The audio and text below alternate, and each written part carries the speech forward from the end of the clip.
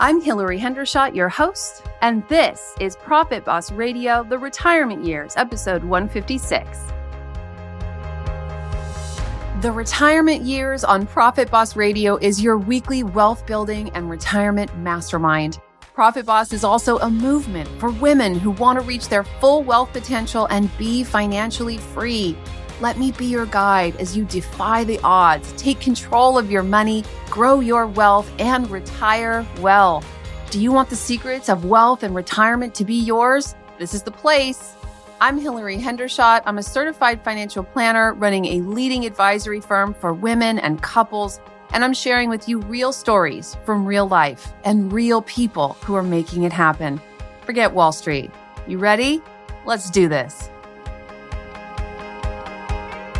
Paying for college is a big deal. Today's episode can save you tens of thousands of dollars. You'll hear my guest on today's episode, Jocelyn Panetta Pearson, talk about how she raised more than $100,000 to pay for her own college, and now she gives away her learning through the scholarship system. She founded the scholarship system to share her experience of graduating from college with zero student loans. College looked unaffordable for her, so she got into action. She secured over $126,000 in college scholarships, even receiving an overage check for expenses. It wasn't easy. It took her years to figure out exactly what to do to be selected for scholarships, but now she helps families learn how they can do the same by teaching them her 6-step system. Families have secured over 7 figures in scholarships and growing using her system. She lives in Charleston, South Carolina, and she's married to her husband, Donnie, and she has what she describes as a pleasantly plump fur baby named Jaffe. Enjoy my interview with Jocelyn Panetta Pearson of the Scholarship System, and head over to hillaryhendershot.com/156 for more details.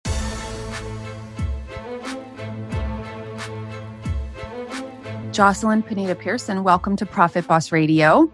Thanks for having me. I'm excited to be here. Oh my goodness, this is such a hot topic and interestingly, a little bit divisive. Like there seems to be some controversy about whether it's actually possible to get scholarships to pay for college, but you actually did it. Is that right?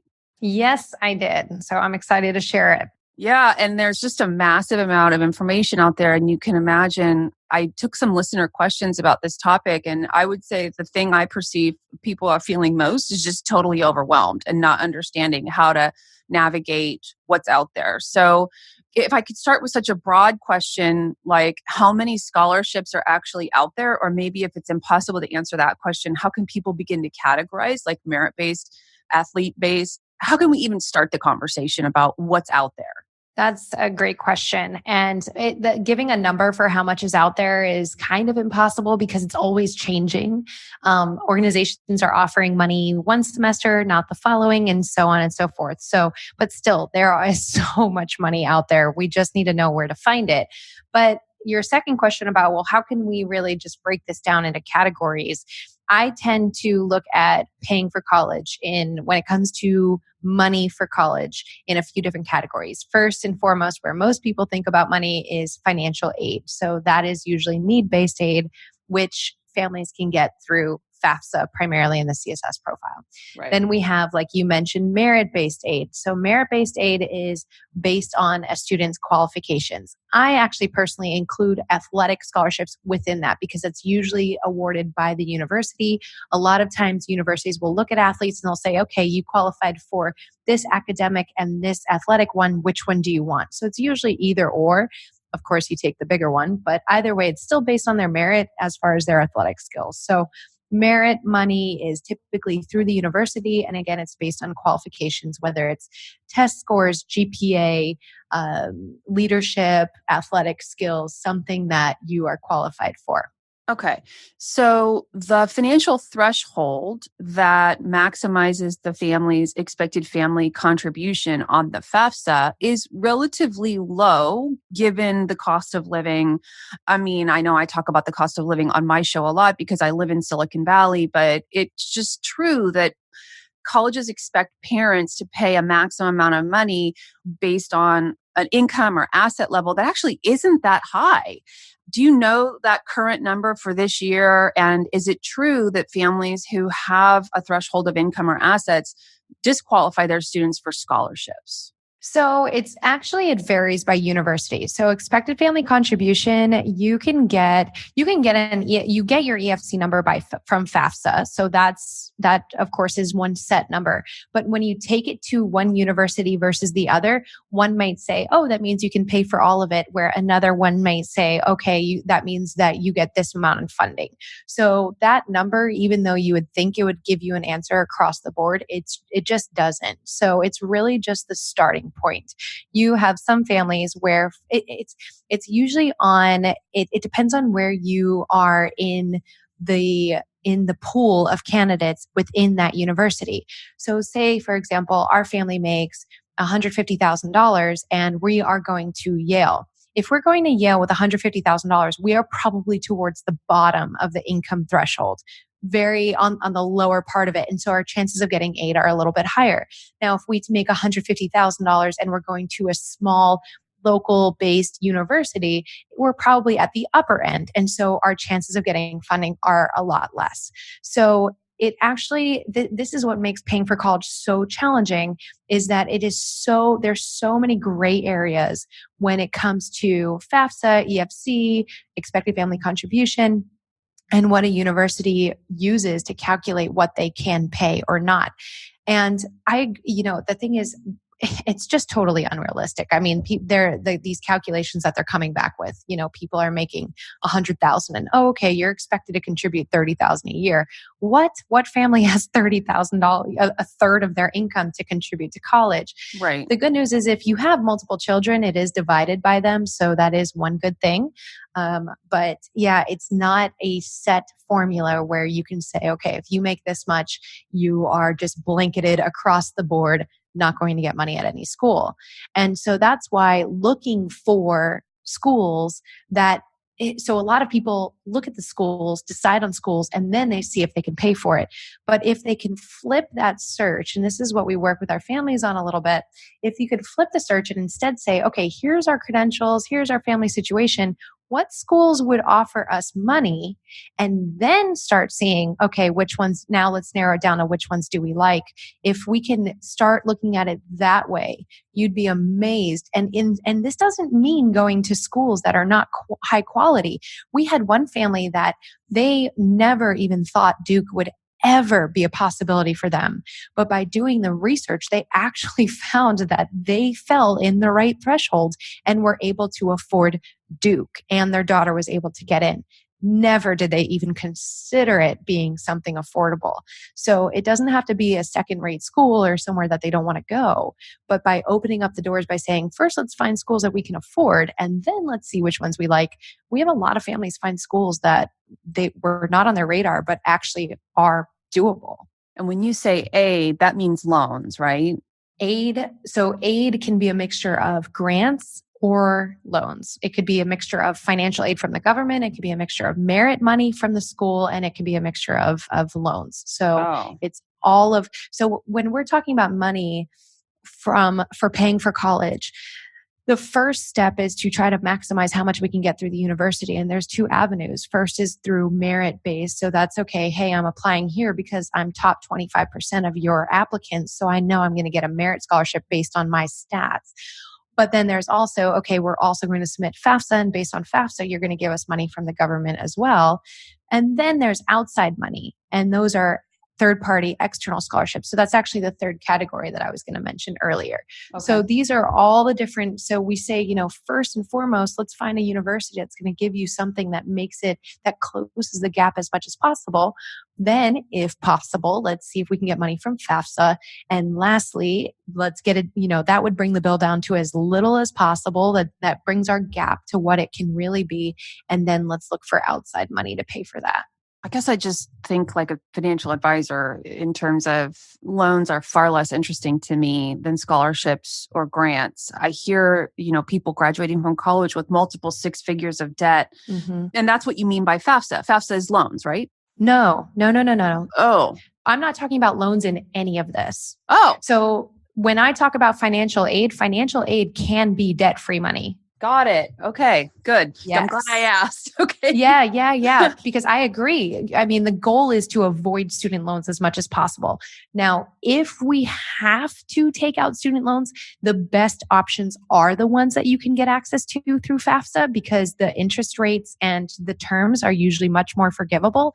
But no, everything I'm talking about is debt-free money. So to get debt-free money through FAFSA, it is based on income, but there are, I forget what percentage, I want to say it was like 30% of families that made under 150,000, they got something through FAFSA that was debt free. So some people think you have to make, below the poverty line to get anything. And that's not true. Like I said, it depends on the school even. Mm-hmm. So we actually say it does not matter how much you make. Families should always submit FAFSA. Maybe it'll get them some of the debt-free money through FAFSA, but at the very least, it could open up the doors to some better loans. But no, everything I'm talking about here, it's debt-free money. Great. And, you had a positive experience in your own college attendance. Now, based on what you know now, is it worth talking about what you actually did to get that money, or is that too anecdotal and we should just talk about what you're teaching now? Yeah, no, absolutely. What we're teaching now is my own system that I created and got myself through school. And okay. I not only got my entire education covered, but I actually got paid to go to school. Every semester I had an overage check. But for me, I knew where I wanted to go to school. And so I was not one of those students that do what I say, not as I do, right? I chose the school regardless of the fact that they only offered me, I think it was like $2,000 a year is what I got. So I knew that I had to hit the road running when it came to finding outside money. So I found, in the end, I got over $126,000 in scholarships between everything. And it was primarily those outside scholarships that I used to fund my education. And how did you find the scholarships and what qualified you for them? Yeah, absolutely. So when we're talking about outside scholarships, there are so many organizations and businesses and associations that offer money. In fact, us through the scholarship system, we've actually given out scholarships for this year will be our 5th year giving out scholarships to give back. So that's why I say, there's no set number for scholarships because every year someone new is giving them, someone less is giving them. But that said, when I started off looking for scholarships, I got sucked into scams. It was such a painful process. And maybe some families can relate when they go on Google and they search the word scholarships, which most families do. If you've done this, it's totally fine. We will get you through it. But it often comes up with sweepstake scholarships is what I call them. And these are scholarships where it's based off of luck. It's enter your name to win. It's just based on a weekly drawing. And that's all. You have no control over your chances of winning. Uh-huh. And me, as a typical teenager, those were the ones I went after because they took 5 to 10 minutes. So, I was able to tell my parents, hey, yeah, I'm applying for scholarships. And in reality, I was just submitting my name to all of these just spammers, basically. You were buying lottery tickets. Exactly. While watching Grey's Anatomy or whatever show it was. So I'm sure you're not surprised to hear my first year, this was junior year in high school, I didn't win anything until my final, at the end of the school year, I found a small local scholarship that was $500 and I had to write an essay and I was like, okay, I can do this. It's not too painful.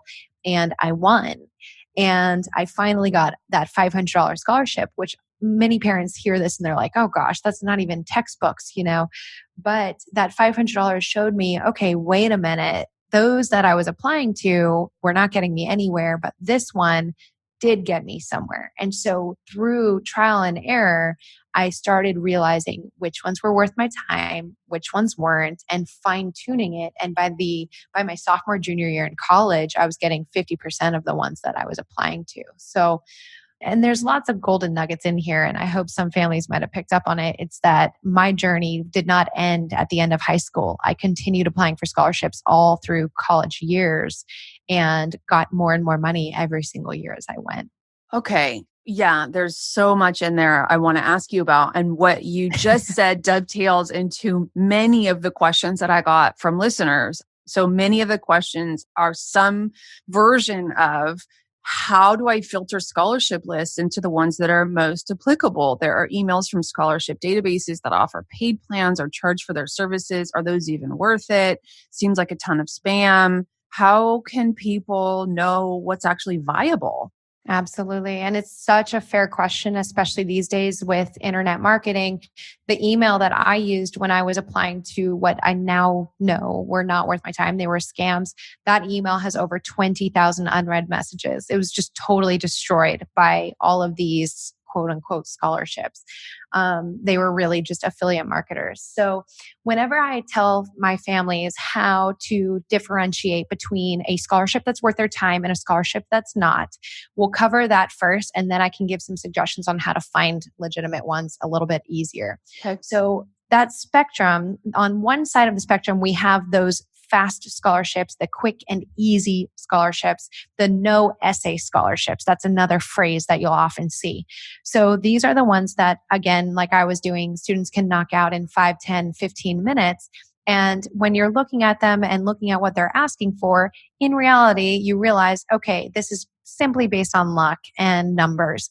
Those, we tell our families, it is not worth your time. And I will tell you, 99% of the families that come to us, they have all at one point applied to them just like I have. So again, if any of your listeners are listening to this and they're thinking, oh my gosh, we've been doing those, it's okay. I promise everyone has. Don't feel bad. Yeah, we've all been there. So that's one end of the spectrum. On the other end of the spectrum, we have scholarships that ask for everything shy of your Social Security. I mean, we're talking essays, we're talking recommendation letters, resumes, maybe even an interview, lots of different transcripts, lots of different criteria. And these, of course, take more time up front. However, the chances of actually receiving money from them are way higher because they're actually legitimate. And the other reason that we want to go after ones closer to this end of the spectrum is because when we're submitting scholarships that are based on luck, the only way to increase our chances is simply by submitting over and over and over, which some of them don't allow that. Either way, it's just not worth your time. However, when we're applying to scholarships that are based off of these materials, those are within our control. Those, we can always write a better essay. We can always improve our resume. We can always get a better recommendation letter. That is how we can increase our chances of winning scholarships, by improving those materials. And so we want scholarships that are making their decision based off of what I am submitting and things that are within my control. And that's how we can improve our chances, because you'll see a lot of winners, including myself. We reused materials over and over. Once we started winning, we just had to just rinse and repeat over and over. So once you kind of crack the code and figure out which materials are best, you just kind of resubmit them over and over. And that's because you can control those things. So whenever we're looking at scholarships, when we're finding them and saying, okay, is this worth our time or not? Ask yourself, is this based on luck?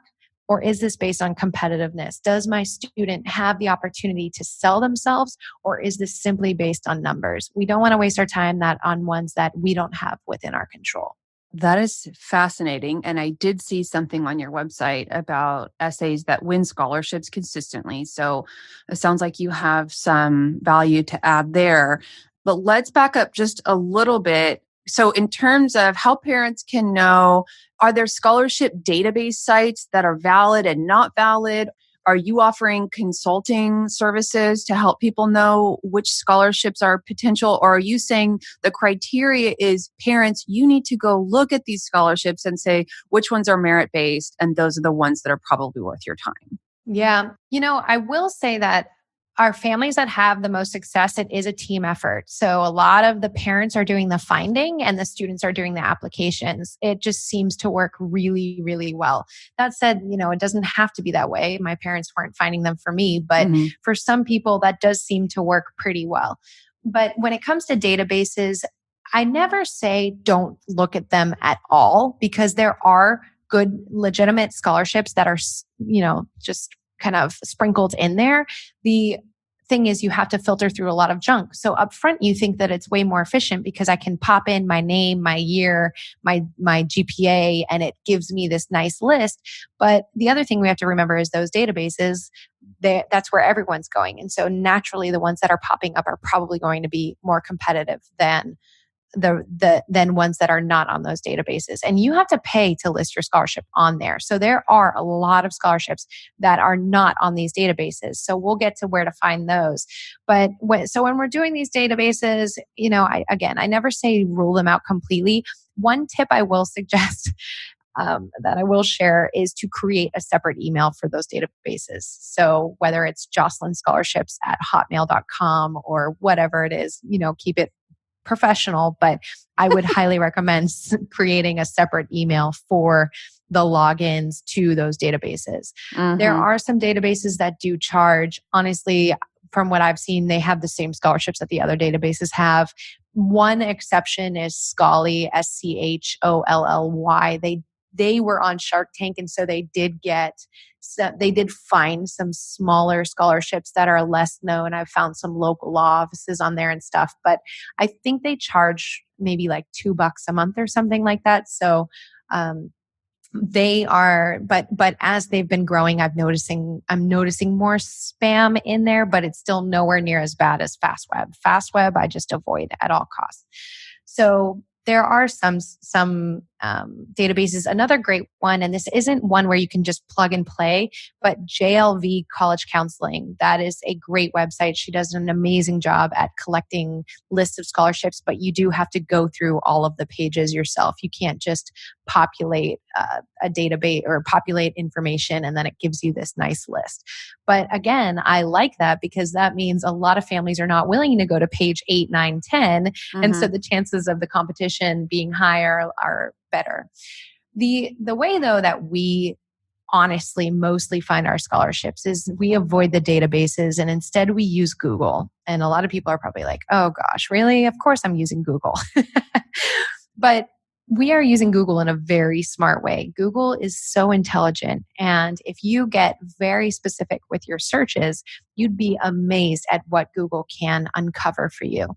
So this is actually something we had a Q&A with our members last night, and we were walking them through this. And one of the things that we can do is get very specific within our search for specific topics. So one that people always think about is their major. So for example, last night we had someone, what was it? It was some type of engineering. So I'll just say, let's say civil engineering. So we can Google scholarships for civil engineers or civil engineering scholarships. We can also get more specific and say scholarships for high school seniors, civil engineering. We can also, where I like to go, so those are the kind of the more obvious ones. But then what I like to do is I like to look up civil engineering associations, and then I'll add the word scholarship, because a lot of times associations in the various areas, whatever the major or career path are, they offer scholarships. So when we're doing these Google searches, a lot of times you'll see FastWeb come up or scholarships.com come up or, the other search engines.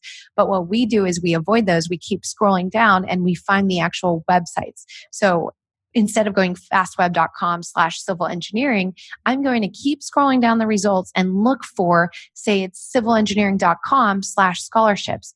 That means that I know the source is the one that's actually being linked right there, right? And they're probably legitimate. I mean, civilengineering.com or civilengineeringassociation.com, that's probably a legitimate organization that's offering scholarships. And hey, I want to do civil engineering. That's perfect. So up front, the searching takes more time, but we're uncovering ones that are most likely not in the databases. So they are way less competitive. They're also most likely legitimate because we're going right to the sources. They're on their actual website. We can validate the company. And so that the chances of actually winning are just slowly getting dialed higher and higher and higher as we make these little changes in our strategies. Welcome to this week's Money Wise segment designed to empower you financially and make you smarter than your neighbor. Today's Money Wise segment is on the ever exciting and gripping topic of contribution limits. How much money can you put in those retirement accounts? Okay, I'm going to cover this relatively quickly, but you can find a full article on my blog, of course, linked to in today's show notes, called What's Changing in 2020, Everything You Need to Know About Retirement Contribution and Income Limits, if you want more detail. Let's start with contribution limits for 401ks and other employer-sponsored retirement accounts. Good news, if you're under age 50 and contributing to a 401k, where in 2019, the max you could contribute was $19,000. Now you can pop in $19,500. That number is the same for 403B plan participants, 457 plan participants, and the federal government's thrift savings plan participants. If you work for a company with 100 or fewer employees, you might have access to a simple retirement program. That is an acronym, not an adjective. And if that's the case, your contribution limit went from $13,000 a year to $13,500. 401k catch-up contributions, if you are age 50 or over, the new annual limit for catch-up contributions increased from $6,000 to $6,500. That means if you're 50 and over, you can actually put in $19,500 plus $6,500, so a total of $27,000. And that's the first time the government has increased the catch-up contribution since 2015. You also want to remember that even if you don't turn 50 until the last day of 2020, December 31st, you can still make that $6,500 catch-up contribution. Now, let's talk about income range adjustments for the tax-deductible traditional IRA and the non-tax deductible Roth IRA. So before deciding to contribute to an IRA or a Roth, you'll need to determine if you even qualify to do that. For example, if you or your spouse are covered by a workplace retirement plan in 2020, you might not be able to contribute to an IRA or a Roth IRA. Check with your tax preparer or your financial advisor for answers there. The key point to remember is that for 2020, the income phase-out ranges for contributing to these types of accounts have been increased. For example, for single taxpayers covered by a workplace retirement program, the phase-out range to contribute to an IRA or a Roth is now between $65,000 and $75,000 of adjusted gross income. That's a slight increase from last year. For married couples filing jointly, where the spouse making the IRA contribution is covered by a workplace retirement plan, the phase-out range is now between $104,000 and $124,000 of AGI. Meanwhile, for an IRA contributor who is not covered by a workplace retirement plan and is married to someone who is covered, remember, you have to have earned income to contribute to these kinds of plans. The deduction is phased out if the couple's income is between $196,000 and $206,000. Let's talk a little bit about Roth IRAs. Taxpayers making contributions to a Roth IRA will face a limit in their ability to contribute between $124,000 and $139,000 of AGI if the individual is a single or head of household. For married couples filing jointly, that phase-out range is between $196,000 and $206,000. It's important to keep in mind that the amount you can contribute to either a traditional or a Roth IRA still sits at $6,000 a year with a catch-up contribution of $1,000 if you're age 50 or over. Make sure you be a profit boss and max out those contribution limits. So earlier you talked about how if a family has $150,000 in income, they're probably low in terms of the spectrum of families' income at Yale versus they're probably high at a local college. When families are beginning their search, should they be sorting by colleges where they think their family income is on the lower end of the spectrum? Or are these scholarships college specific? Or like in this example of civil engineering, are most of them profession or field of study specific? That's a great question. So probably like 4 questions in one. These are all fantastic questions though. And I really love them because you know what, when I've been doing this for over 10 years and a lot of times we just assume, someone understands something or that, oh, of course that's obvious. And so I really love that you're making me take a few steps back and explain it. So I appreciate that.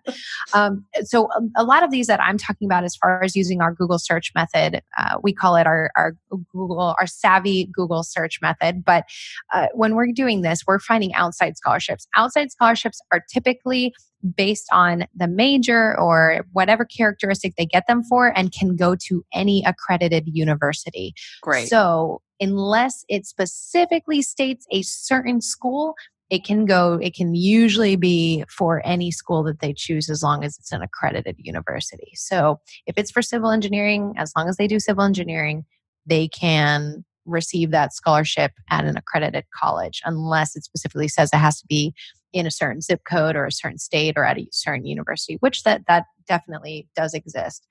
Now, the ones where you're talking about looking for merit money based off of what we make, parents can use two databases. There's College Data and there is College Navigator. So those are the two main search engines that you can use.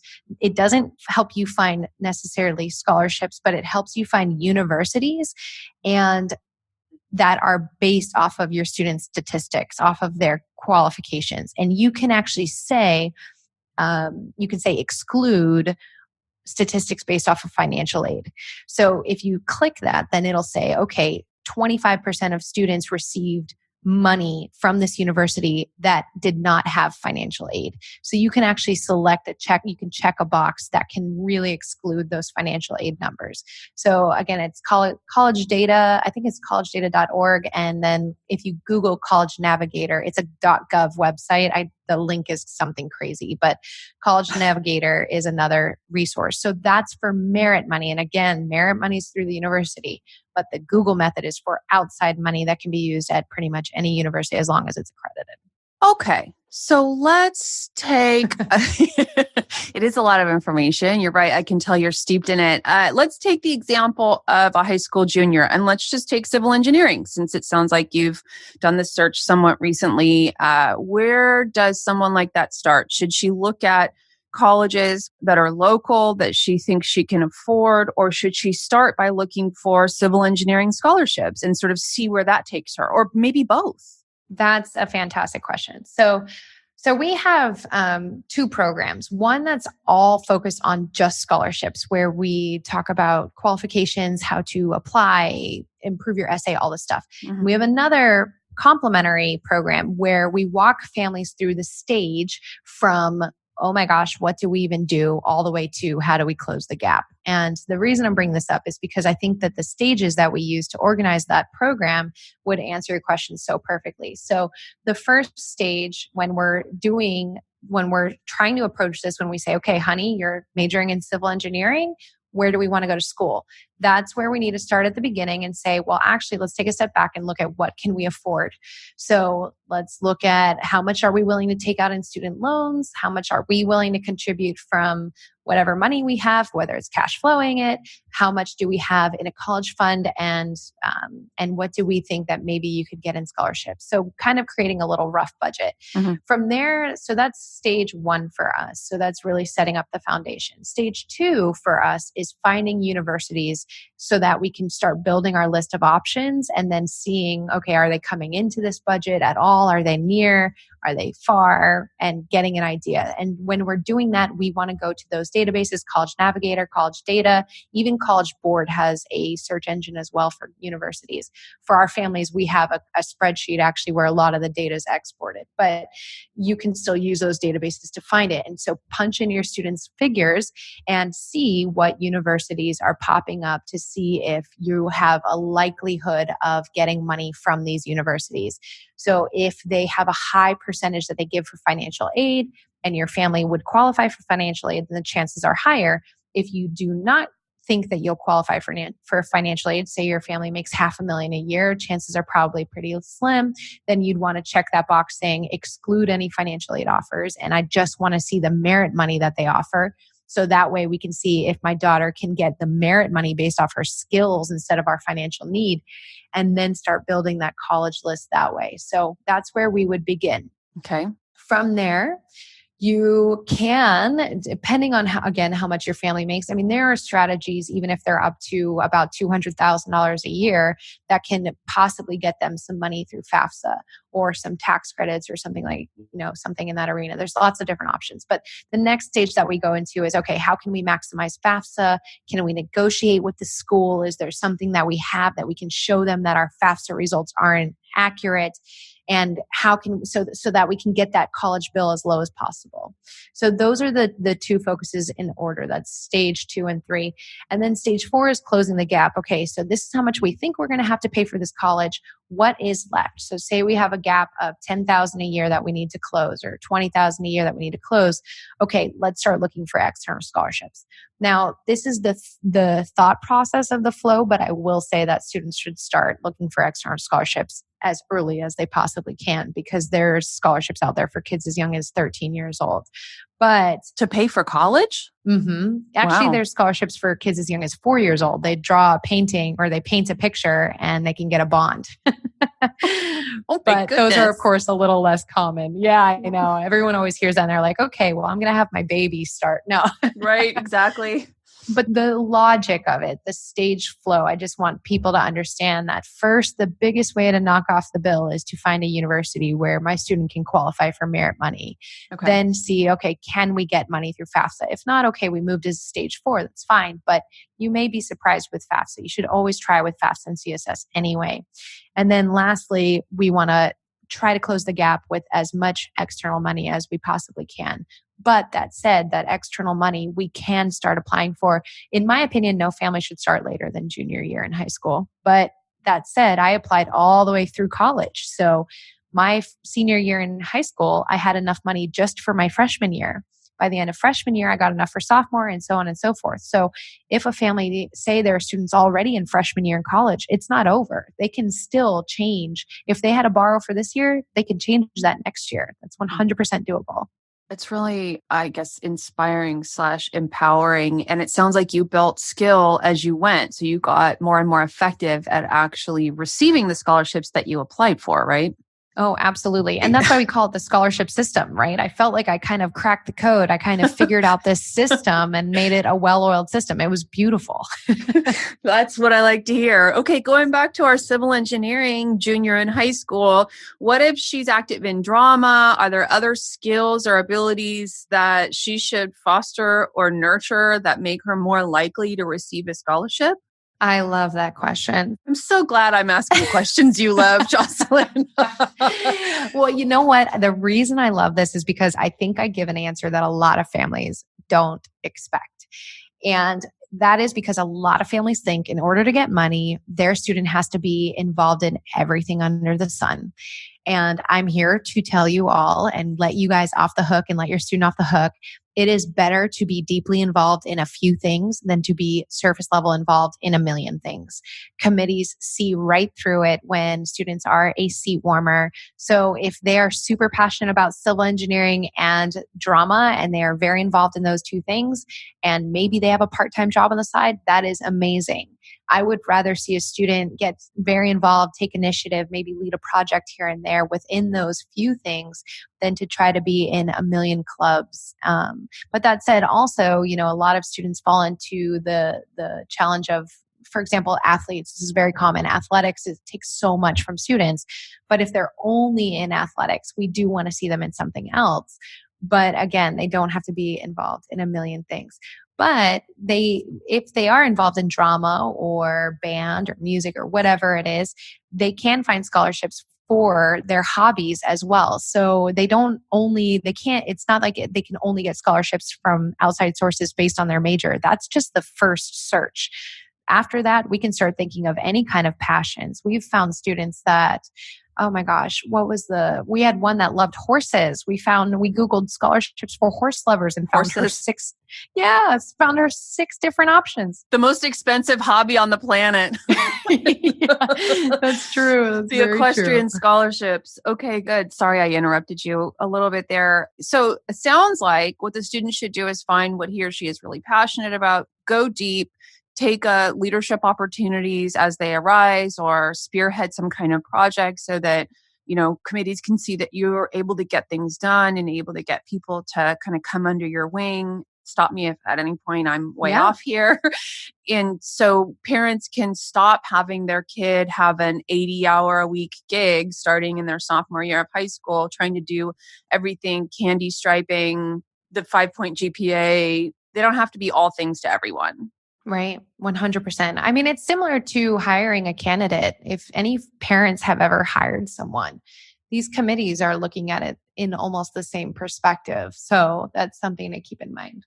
Okay, great. And then it goes without saying, a lot of students who start with one major are going to transfer out of that major. Is that a hardship if you have a scholarship for civil engineering and then you transfer out of that major in your junior year? Yeah, so this comes up a lot for families. So if it's through the university and it's based on their major, they will lose the scholarship if they change their major. Okay. If it's for an outside scholarship, say it's for a one-time year thing that it was based on civil engineering and that was the qualification to apply, sometimes it'll say if they have to pay it back if they change their major. Most of the time they don't. Now, that doesn't mean that you should just go and apply for any major and say, oh, I just changed my mind, because they can see through that. But most of the time, they're not going to come after a student if they decide to change. A lot of times they do know that. And some majors have so many students that change. For example, nursing, it's so difficult. It's very difficult to find a nursing scholarship for freshman or sophomore year in college. Usually they wait until you're a junior and you're in the nursing program because they've found that if so many younger students think that they're going to go into that field and then they don't. So they've actually stopped offering scholarships that early. But again, it's not a huge issue unless it specifically states if you change your major, you owe this money back. Okay, good to know. So you've actually, by proxy, answered a lot of the questions that I had from listeners today. The last question, is there a schedule, a calendar of the year, a season where scholarship applications come due, or is this a year-round kind of a part-time gig? Okay, so it's both. So I'm not exactly sure when this is going to be released, but I will say that early spring semester is just the absolute scholarship heyday. That is when there are so many scholarships coming up, even starting around December 15th, January, February, March, April. But the good news is there are scholarship deadlines that go all the way until when we are right about to start the fall semester.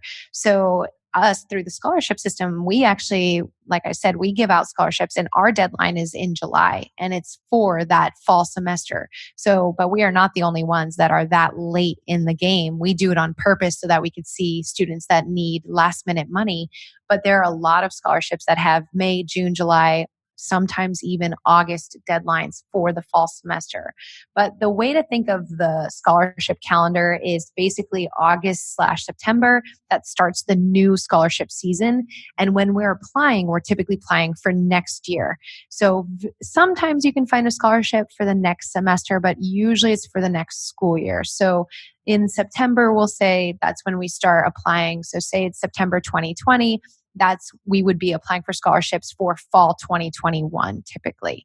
But they start off as early as September and they go all the way through around the summer. But the biggest times, I'd say October is a huge deadline month. And then we've got January, February, and March. Those are the big deadline months, especially for local scholarships. Those are usually January, February deadlines. Perfect. And just to reiterate, most of those are for 1 year worth of money. Is that right? You typically need to reapply each year?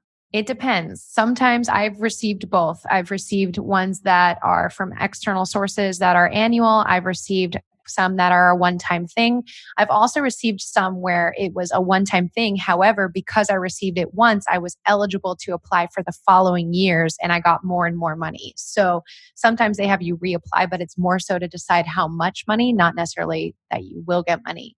And usually the awards do increase as you're continuing through college just because they're seeing your success. They're seeing, okay, this student's increasing their chances of graduating every single year that they complete. So let's give them more money. So it varies. Okay. Top tips on improving the quality of essays and recommendation letters?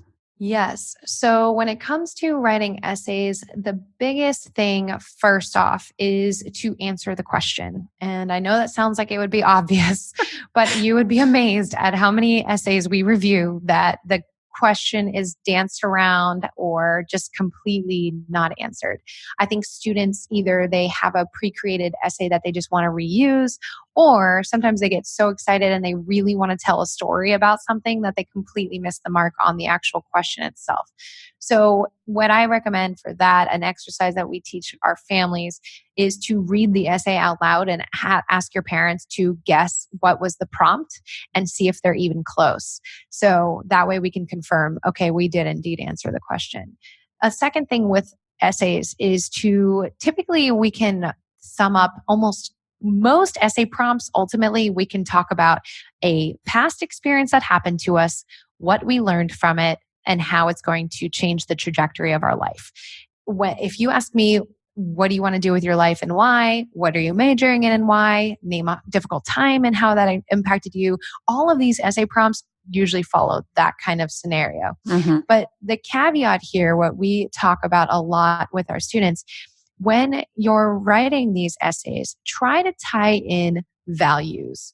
So even through that sequence of experience, lesson, life impact from the experience, we can still tie in some sort of value that I got out of it, because that makes committees easier. It makes it easier for them to relate to you. It sees that it shows that there was a deeper impact.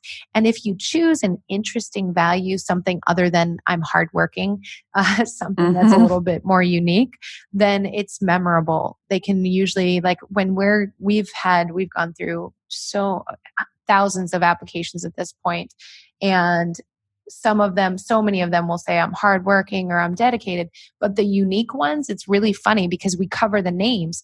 And so we'll say like, oh, that was the innovation boy, right? Like that was the innovation student. That was his value. And it's amazing how you can remember someone's values versus an experience or something like that. So that's the second biggest tip, is to have your students find some values that are important to them. And if you Google value exercise, you'll see some PDFs come up with lists of values for suggestions. Pick out some top values and see what stories in their life correlate with these values. Where do these values come from? And see how we can use those to answer the stories. And they just doing that will make our essays so much more interesting and impactful. Okay. And then just the question about recommendations. And then I want to leave time for you to talk about how people can go further with the scholarship system after that. Absolutely. When it comes to improving recommendation letters, the biggest thing we can do is give them ammo. When we want someone to write an amazing recommendation letter about us, we need to give them something to write about. So our students, they have resume templates and stuff like that. So if you have a resume, try to have your students send their resume to the recommender. They can even in their request say, here are a few of the projects that I've worked on and what I got out of them. And it makes their life so easy. You might feel awkward because you're kind of giving them what to say, but at the very least, they don't have to use it. At the very most, you just gave them a bunch of amazing stuff for them to talk about. So and also always give them 2 weeks notice. If you're asking last minute, they're going to be in a bad mood. You're not going to get a good quality recommendation letter. And another thing, a last thing with recommendation letters is see if it's possible to get a PDF signed copy of it, and that way you can submit it over and over on their behalf. And that way you don't have to go to them each time. Some committees will require it to be sealed and from them, but other committees will let you include it as an attachment, or they'll say, include a piece of supplemental material, and you can include that PDF version of the recommendation letter. So that would make their life easier as well. I can second that. As someone who's been asked for a letter of recommendation, it isn't that I don't have anything positive to say about you. I have plenty to say about you, but I want to make sure that I'm targeting what I'm saying to how you're positioning yourself to whatever organization you're applying for. And so just giving your recommender talking points is super helpful. Yeah, absolutely. Okay. And what kind of services are you offering to help people maximize their scholarship dollars? How can people go further with the kind of resources you're making available? Yeah. So what we've found the best for families is we have a pre-created course that families can purchase and go through on their own time at their own flexibility. They get an entire year of access. We also have a complimentary Facebook community for members only, and we do a lot of Q&As in there. We do scholarship hot seats. Families can post questions and we will give them tons of feedback. We offer essay reviews, but the course is broken down into 6 steps. And something you mentioned early on is a lot of the questions submitted was simply overwhelm, right? And Yeah. I think the biggest reason people don't get scholarships is not because they don't exist. It's not because they don't want them. It's because when they start to pursue them, they get overwhelmed and they quit. And I can relate to that. I almost quit myself because I got sucked into all the scams. There's no reason to anymore. There's no reason to reinvent the wheel. Our families have gotten over $2.5 million in the years that we've been working with them. We have a pretty well-oiled system like we talked about earlier. And that's what we break down into 6 steps so that for students, it's not nearly as overwhelming. They just have to do milestone after milestone, one step at a time. And it just the fact that it gets them from wanting scholarships to actually submitting them right there increases their chances tenfold because they're actually submitting them versus just getting overwhelmed and quitting before they even begin. So that said, it's called the Scholarship System, and we have an online course. We have a blog with tons of free resources at thescholarshipsystem.com. But even if they just want to test it out and see if they are even interested in the information, we have a free webinar that we can include a link to. And that webinar will give them a taste of some of the information, including some of the myths that a lot of families fall into when it comes to scholarships. So that's a completely free resource and a great place to start. Awesome. And we will link to that. So as always, if you're a Profit Boss listener, you know that the show notes, including the links for search engines and lists that Jocelyn mentioned, are going to be at hillaryhendershot.com/156. If you want to go right to that webinar, just go to hillaryhendershot.com/scholarship webinar, and you can see the webinar on demand right there. Okay, great. Is there anything I didn't ask, anything critical that we should cover today? I think we've covered a ton, so Yeah, I don't want to overwhelm people. So hopefully this was helpful. Perfect. Okay. Thank you for all the resources. I think this is going to be massively helpful for people. I really appreciate your time, Jocelyn. Absolutely. Thanks for having me.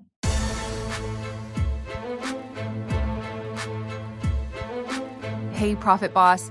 If after listening to today's episode, you think you might be ready to take meaningful actions with your wealth and perhaps consider working with me and my firm in some way, then I'd love to hear from you. Just go to hillaryhendershot.com/hello. That's Hillary with 1 L and Hendershot with 2 T's.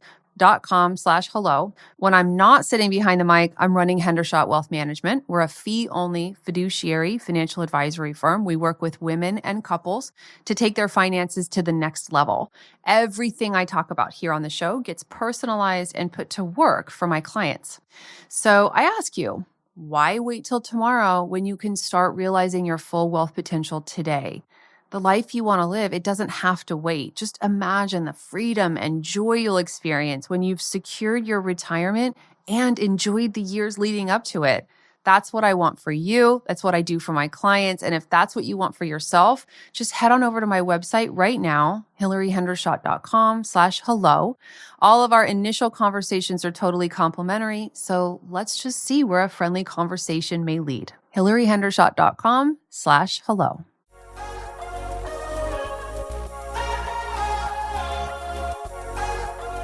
As we wrap things up here for today, I need to review with you the things I have to disclose as a fiduciary financial advisor offering wealth management services through my firm, Hendershot Wealth Management, LLC. You should know that the opinions I express on Profit Boss Radio are my own, and they can change. The content I provide in the show is for general education. It's not intended as specific investment advice, nor do I recommend any specific financial products. Unlike how I roll at home with my husband, I can't guarantee that my statements, opinions, or forecasts are always 100% right. Of course, I wish I could peek into that proverbial crystal ball, but so far, I haven't found it. Past performance is not indicative of future results. I talk a lot about indexes, and I want you to know you can't actually buy an index because, of course, when you take a list of companies and create a product that allows people to invest in those companies, there are fees and expenses involved that reduce returns. Remember, all investing involves risk, which, as you know, means you could lose your money. And I have to tell you that there is no guarantee that any investment plan or strategy will be successful. And that should keep my lawyers happy. Have a great day.